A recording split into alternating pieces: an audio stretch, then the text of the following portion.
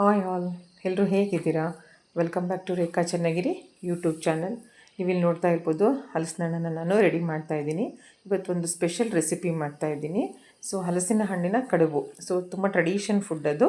So ಯಾವ ರೀತಿ ಮಾಡೋದು ಅಂತ ತೋರಿಸ್ಕೊಡ್ತೀನಿ ಬನ್ನಿ. ಇಲ್ಲಿ ಸ್ವಲ್ಪ ಫ್ರೆಶ್ ಆಗಿ ನಾನು ಕಾಯಿನ ರೆಡಿ ಮಾಡ್ಕೊಂಡಿದ್ದೀನಿ. ಅದಕ್ಕೆ ಬೇಕಾದಂಥ ಇಂಗ್ರೀಡಿಯೆಂಟ್ಸು ಸ್ವಲ್ಪ ಫುಲ್ ಹಣ್ಣಾಗಿರುವಂತಹ ಸ್ವೀಟ್ ಇರುವಂಥ ಹಲಸಿನ ಹಣ್ಣು, ಅದಕ್ಕೆ ಎಷ್ಟು ಬೇಕೋ ಅಷ್ಟು ಫ್ರೆಶ್ ಕಾಯಿ ತುರಿ, ಇಡ್ಲಿ ರವೆ ಮತ್ತು ಬೆಲ್ಲದ ಪಾಕ. ಸೊ ಒಂದೇಳೆ ಬೆಲ್ಲದ ಪಾಕನ ನಾನು ರೆಡಿ ಮಾಡಿ ಇಟ್ಕೊಂಡಿದ್ದೀನಿ. ಸೊ ಅಷ್ಟು ಇಂಗ್ರೀಡಿಯೆಂಟ್ಸನ್ನು ನಾನು ಇಲ್ಲಿ ತೋರಿಸ್ತಾ ಇದ್ದೀನಿ ನೋಡಿ. ಅದಕ್ಕೆ ಬೇಕಾದಂಥ ಸ್ವಲ್ಪ ಚಿಟಿಕೆ ಸೋಡಾ, ಸೊ ಉಪ್ಪು ಮತ್ತು ಏಲಕ್ಕಿ, 2 ಏಲಕ್ಕಿ ತೊಗೊಂಡಿದ್ದೀನಿ ಫ್ಲೇವರ್ಗೆ. ಇಷ್ಟನ್ನು ನಾನಿವಾಗ ಸ್ಟೆಪ್ ಬೈ ಸ್ಟೆಪ್ ಮಿಕ್ಸಿ ಮಾಡೋದನ್ನು ತೋರಿಸ್ತೀನಿ ಬನ್ನಿ. ಮೊದಲಿಗೆ ಮಿಕ್ಸಿ ಜಾರಿಗೆ ನಾನು ಏನು ಕಾಯಿನ ಹೆಚ್ಚಿಟ್ಕೊಂಡಿದ್ದೀನಲ್ಲ ಪೀಸಸ್ ಆಗಿ, ಅದನ್ನು ಜಸ್ಟ್ ಗ್ರೈಂಡ್ ಮಾಡ್ಕೋತೀನಿ. ನಾನು ವಾಟರ್ ಹಾಕೋತಾ ಇಲ್ಲ, ಹಾಗೆಯೇ ಜಸ್ಟ್ ಡ್ರೈ ಆಗಿ ಇದನ್ನು ತರಿಯಾಗಿ ಮಿಕ್ಸಿ ಮಾಡ್ಕೋತೀನಿ. ಕಾಯಿನ ನಾನು ತುರಿದಿಲ್ಲ, ಸೊ ಚಿಕ್ಕದಾಗಿ ಪೀಸಾಗಿ ಹೆಚ್ಚಿಟ್ಕೊಂಡಿದ್ನಲ್ವ, ಹಾಗಾಗಿ ನಾನು ಜಸ್ಟ್ ಮಿಕ್ಸಿಲಿ ಒಂದು ಸಲ ನಾನು ಮಿಕ್ಸ್ ಮಾಡ್ಕೋತಾ ಇದ್ದೀನಿ. ನೀವು ತುರಿದಿರೋ ಕಾಯಿ ಆದ್ರೂ ಸೊ ನಾವು ಯಾವಾಗ ನೀವು ಇಂಗ್ರೀಡಿಯೆಂಟ್ಸ್ ಎಲ್ಲ ಮಿಕ್ಸ್ ಮಾಡ್ಕೋತಿರಲ್ಲ ಆವಾಗ ಹಾಕ್ಕೋಬೋದು ನೋಡಿ. ಇವಾಗ ಇದಕ್ಕೆ ನಾನು ಏಲಕ್ಕಿ ಹಾಕ್ತಾಯಿದ್ದೀನಿ. ಅದಕ್ಕೆ ಸ್ವಲ್ಪ ಹಲಸಿನ ಹಣ್ಣು ನೋಡಿ ಎಷ್ಟು ಸ್ಮೂತ್ ಇದೆ, ತುಂಬ ಗಟ್ಟಿ ಇರಬಾರ್ದು, ಈ ರೀತಿ ಸ್ಮೂತಾಗಿರ್ಬೇಕು ಹಲಸಿನ ಹಣ್ಣು. ಅದು ಹಲಸಿನ ಹಣ್ಣಿನ ಪೀಸ್ಗಳನ್ನ ನಾನು ಮೊದಲೇ ಮಾಡಿಟ್ಕೊಂಡಿದ್ದೀನಲ್ಲ, ಅದನ್ನು ಹಾಕಿ ಇವಾಗ ನಾನು ಮತ್ತೆ ತರಿಯಾಗಿ ರುಬ್ಕೋತೀನಿ. ಫ್ರೆಂಡ್ಸ್, ಯಾವುದೇ ಕಾರಣಕ್ಕೂ ಮೊದಲೇ ನೀರು ಹಾಕಬಾರ್ದು, ಕನ್ಸಿಸ್ಟೆನ್ಸಿ ನೋಡ್ಕೋಬೇಕು ನೋಡಿ. ಇಲ್ಲಿ ಸ್ವಲ್ಪ ನನಗೆ ನೀರು ಬೇಕು ಅನ್ನಿಸ್ತಾ ಇದೆ, ಯಾಕಂದರೆ ನಾವು ನೆಕ್ಸ್ಟು ರವೆಯನ್ನು ಮಿಕ್ಸ್ ಮಾಡ್ತೀವಲ್ವ, ಹಾಗಾಗಿ ನಾನು ಸ್ವಲ್ಪ ಇಲ್ಲಿ ನೀರನ್ನು ಹಾಕ್ಕೊಂಡು ಜಸ್ಟ್ ಒಂದು ಟರ್ನ್ ಮಿಕ್ಸಿನ ನಾನಿಲ್ಲಿ ಮಾಡ್ಕೋತೀನಿ. ನೆಕ್ಸ್ಟು ನೀವು ನೋಡ್ತಾ ಇರ್ಬೋದು ಯಾವ ರೀತಿಯಾಗಿದೆ ಕನ್ಸಿಸ್ಟೆನ್ಸಿ ಅಂತ. ಒಂದು ಬೌಲ್ಗೆ, ಒಂದು ಸ್ವಲ್ಪ ಅಗಲವಾದ ಬೌಲ್ಗೆ ನಾನು ಇದನ್ನು ಟ್ರಾನ್ಸ್ಫರ್ ಮಾಡ್ಕೋತಾ ಇದ್ದೀನಿ, ಯಾಕಂದರೆ ನಾವು ಇದಕ್ಕೆ ಇಡ್ಲಿ ರವೆ ಹಾಕ್ತೀವಿ. ಫ್ರೆಂಡ್ಸ್, ನೀವು ಹೇಳ್ಬೋದು ನಮ್ಮನೇಲಿ ಇಡ್ಲಿ ರವೆ ಇಲ್ಲ, ಏನು ಮಾಡಬೇಕು ಅಂತ. ಇಡ್ಲಿ ರವೆ ಇಲ್ಲ ಅಂದರೂ ತೊಂದರೆ ಇಲ್ಲ. ಸ್ವಲ್ಪ ಅಕ್ಕಿನ ನೀವು ಸೊಸೈಟಿ ಅಕ್ಕಿ ಬರುತ್ತಲ್ಲ, ದಪ್ಪ ಅಕ್ಕಿ, ಅದನ್ನು ನೆನೆ ಹಾಕ್ಕೊಂಡು ಮೊದಲು ಅದನ್ನು ತರಿಯಾಗಿ ರುಬ್ಕೊಂಡು ಆಮೇಲೆ ಈ ರೀತಿ ನಾನು ಏನೇನು ಇಂಗ್ರೀಡಿಯೆಂಟ್ಸ್ ತೋರಿಸಿದ್ನಲ್ವ, ಕಾಯಿ ತುರಿ, ಹಲಸಿನ ಹಣ್ಣು, ಏಲಕ್ಕಿ, ಬೆಲ್ಲದಾಲು ಎಲ್ಲ ಹಾಕ್ಕೊಂಡು ಮಿಕ್ಸ್ ಮಾಡ್ಕೋಬೋದು, ತೊಂದರೆ ಇಲ್ಲ. ಸ್ವಲ್ಪ ಟೆಕ್ಸ್ಚರಲ್ಲಿ ವೇರಿಯೇಷನ್ ಬರುತ್ತೆ. ಇವತ್ತು ನಾನು ತೊಗೊಂಡಿದ್ದು ಹಲಸಿನ ಹಣ್ಣು ಸ್ವಲ್ಪ ಕಡಿಮೆ ಆಯಿತು ನನಗೆ. ಇಷ್ಟೊಂದು ಸ್ವೀಟ್ ಇರೋ ಹಲಸಿನ ಹಣ್ಣು ಮತ್ತು ಒಂದು ಮುಕ್ಕಾಲು ಬೌಲ್ ಬೆಲ್ಲದ ಹಾಕಿದ್ರೂ ಸ್ವಲ್ಪ ಸಪ್ಪೆ ಅನ್ನಿಸ್ತಾ ಇತ್ತು, ಬಿಕಾಸ್ ನಾವು ಅದಕ್ಕೆ ರವೆ ಮತ್ತು ಕಾಯಿ ಎಲ್ಲ ಹಾಕ್ತೀವಲ್ಲ, ಹಾಗಾಗಿ ನನಗಿನ್ನೂ ಸ್ವಲ್ಪ ಹಲಸಿನ ಹಣ್ಣು ಬೇಕಿತ್ತು ಅನ್ನಿಸ್ತು. ಬಟ್ ಮನೇಲಿ ಎಷ್ಟಿದೆಯೋ ಅಷ್ಟರಲ್ಲಿ ನಾನು ರೆಸಿಪಿಯನ್ನು ಮಾಡಿ ತೋರಿಸ್ತಾ ಇದ್ದೀನಿ ನೋಡಿ. ನೆಕ್ಸ್ಟು ಬೆಲ್ಲದ ಹಾಲು ಮತ್ತು ಮಿಕ್ಕಿರುವಂಥ ಹಲಸಿನ ಹಣ್ಣು ಹಾಕ್ಕೊಂಡು ಈ ರೀತಿ ನೀರು ಇಲ್ಲದೇ ತೆಳುವಾಗಿ ರುಬ್ಕೊಂಡಿದ್ದೀನಿ, ಯಾಕಂದರೆ ಬೆಲ್ಲದ ಹಾಲು ಸ್ವಲ್ಪ ಲಿಕ್ವಿಡ್ ಕನ್ಸಿಸ್ಟೆನ್ಸಿ ಇತ್ತಲ್ವ, ಹಾಗಾಗಿ. ಈಗ ನೆಕ್ಸ್ಟು ನಾನು ಏನನ್ನೂ ಮೇಲ್ಗಡೆ ನೀರನ್ನು ಆ್ಯಡ್ ಮಾಡ್ತಾಯಿಲ್ಲ, ಕರೆಕ್ಟಾಗಿದೆ ಕನ್ಸಿಸ್ಟೆನ್ಸಿ. ಒಂದು ಮುಕ್ಕಾಲು ಬೌಲ್ ನಾನು ಏನು ಇಡ್ಲಿ ರವೆ ತೊಗೊಂಡಿದ್ನಲ್ಲ, ಅದನ್ನು ಇಲ್ಲಿ ಹಾಕ್ತಾಯಿದ್ದೀನಿ. ಇಡ್ಲಿ ರವೆನ ನಾವು ಯಾವುದೇ ರೀತಿ ವಾಶ್ ಮಾಡಬಾರ್ದು ಮತ್ತು ಉರಿಬಾರ್ದು.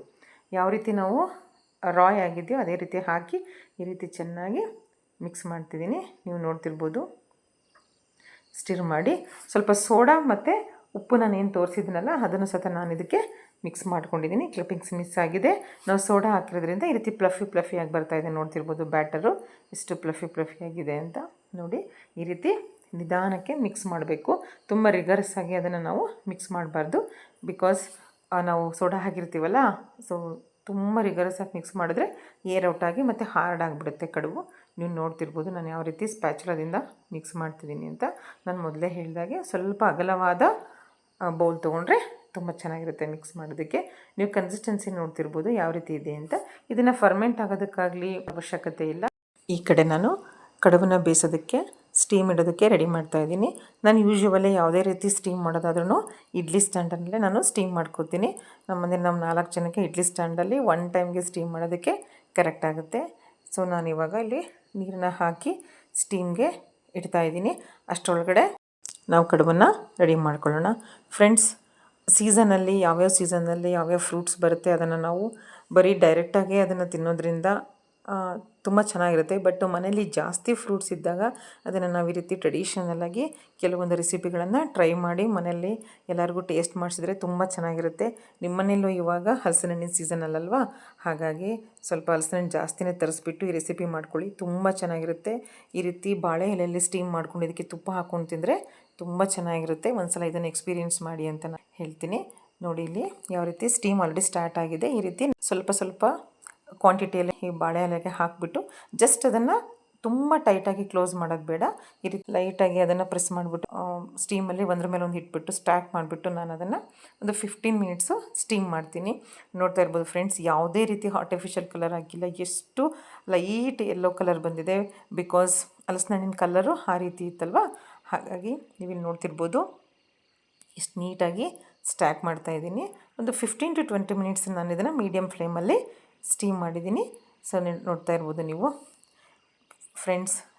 ಪ್ಲೀಸ್ ನಾನು ಒನ್ಸ್ ರಿಕ್ವೆಸ್ಟ್ ಮಾಡೋದೇನು ಅಂತಂದರೆ, ಈ ರೆಸಿಪಿನ ಸ್ಟೆಪ್ ಬೈ ಸ್ಟೆಪ್ ನೋಡಿಕೊಂಡು ಅದನ್ನು ಮನೇಲಿ ಮಾಡಿಕೊಂಡು, ಒಬ್ಬೊಬ್ಬರು ಒಂದೊಂಥರ ಟ್ರೆಡಿಷನಲ್ಲಾಗಿ ಈ ಕಡುಬನ್ನು ಮಾಡ್ತಾರೆ. ಇದು ನಾನು ಯೂಶ್ವಲಿ ಮಾಡುವಂತಹ ರೆಸಿಪಿ. ಯಾವ ರೀತಿ ನಾನು ಮಾಡ್ತೀನಿ ಅನ್ನೋದನ್ನು ನಿಮ್ಮ ಹತ್ರ ಶೇರ್ ಮಾಡಿದ್ದೀನಿ.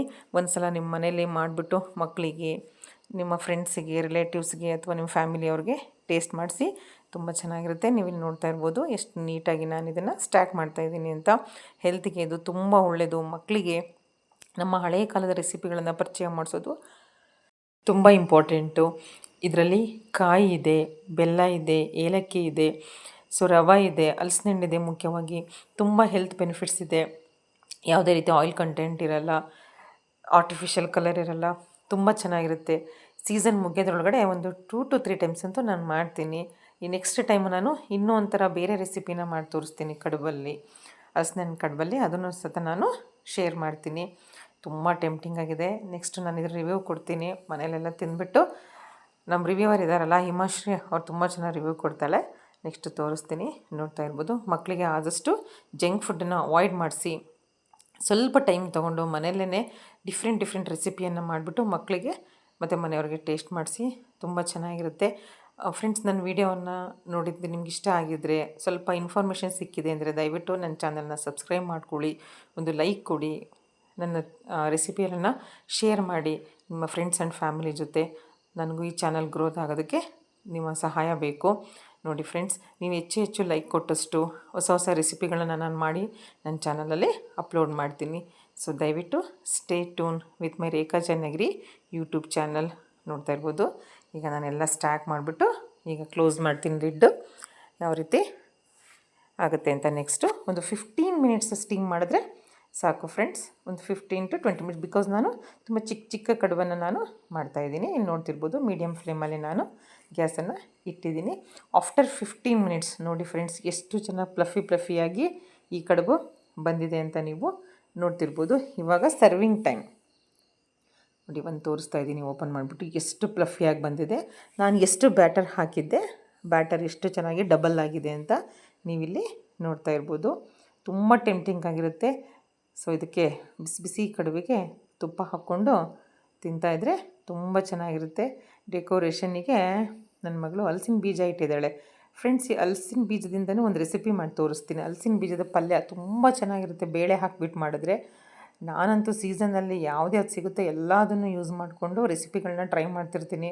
ಮಕ್ಕಳು, ಮನೆಯವರೆಲ್ಲ ತುಂಬ ಇಷ್ಟಪಡ್ತಾರೆ. ಆ ರೆಸಿಪಿಗಳನ್ನ ನಿಮ್ಮ ಹತ್ರನೂ ಶೇರ್ ಮಾಡ್ಕೋತೀನಿ. ದಯವಿಟ್ಟು ನೀವು ಒಂದು ಸಲ ಟ್ರೈ ಮಾಡಿ ಹೇಗೆ ಬಂತು ಅಂತ ನನಗೆ ಕಮೆಂಟಲ್ಲಿ ತಿಳಿಸಿ. ನೋಡಿ ಇವಾಗ ಟೇಸ್ಟಿಂಗ್ ಟೈಮ್ ನಿಮ್ಮ ಹೇಳ್ತಾರೆ. ಸೊ ಯೂಶ್ವಲಿ ನಮ್ಮ ಮನೇಲೆಲ್ಲ ಏನೇ ಫಸ್ಟ್ ಮಾಡಿದ್ರು ಈ ಮನೆ ಫಸ್ಟು ಟೇಸ್ಟ್ ನೋಡಿ ರಿವ್ಯೂವನ್ನು ಹೇಳೋವಂಥದ್ದು. ನಮ್ಮ ಮಕ್ಕಳಿಗೆಲ್ಲ ಟ್ರೆಡಿಷನ್ ಫುಡ್ಡು ತುಂಬ ಇಷ್ಟ ಆಗುತ್ತೆ. ಬಿಕಾಸ್ ಎವ್ರಿ ಇಯರು ನಾವು ಪ್ರತಿ ಸಲನೂ ಎಲ್ಲ ರೆಸಿಪಿಗಳನ್ನು ಸೀಸನ್ ವೈಸು ನಾನು ಮಾಡ್ತಾನೆ ಇರ್ತೀನಿ. ನೋಡ್ತಾ ಇರ್ಬೋದು. ಸೊ ಎಕ್ಸ್ಪ್ರೆಷನ್ ಹೆಂಗಿದೆ ಅಂತ ನೀವು ಮನೇಲಿ ಮಾಡಿ ಮಕ್ಕಳಿಗೆ ಕೊಡಿ ಫ್ರೆಂಡ್ಸ್. ಇನ್ನೂ ಹೆಚ್ಚು ರೆಸಿಪಿಗಳನ್ನ ನಾನು ತೊಗೊಂಡು ಬರ್ತೀನಿ. ಈಗ ಸ್ಪೆಷಲ್ ರೆಸಿಪಿಗಳು ಅಂದರೆ ಸೀಗೆ ಸೊಪ್ಪಿನ ಉದ್ಕ ಮಾಡಿದ್ದೆ, ತುಂಬ ಚೆನ್ನಾಗಿ ನನಗೆ ವ್ಯೂಸ್ ಬಂದಿದೆ. ಅದೇ ರೀತಿ ಡಿಶ್ ವಾಷರನ್ನು ಯಾವ ರೀತಿ ನಾನು ಮನೇಲಿ ರಿವ್ಯೂನ ಕೊಟ್ಟಿದ್ದೆ, ನಾವು ಯಾವ ರೀತಿ ಅದಾದ್ರು ನನಗೆ ಎಕ್ಸ್ಪೀರಿಯೆನ್ಸ್ ಯಾವ ರೀತಿ ಇದೆ ಅಂತ, ಅದಕ್ಕೂ ತುಂಬ ಚೆನ್ನಾಗಿ ರಿವ್ಯೂಸ್ ಬಂದಿದೆ. ಸೊ ತುಂಬ ಜನ ವಾಚ್ ಮಾಡ್ತಾಯಿದ್ದೀರಾ ಫ್ರೆಂಡ್ಸ್. ನನ್ನ ಚಾನಲ್ನ ಇನ್ನೂ ಸಬ್ಸ್ಕ್ರೈಬ್ ಮಾಡಿ.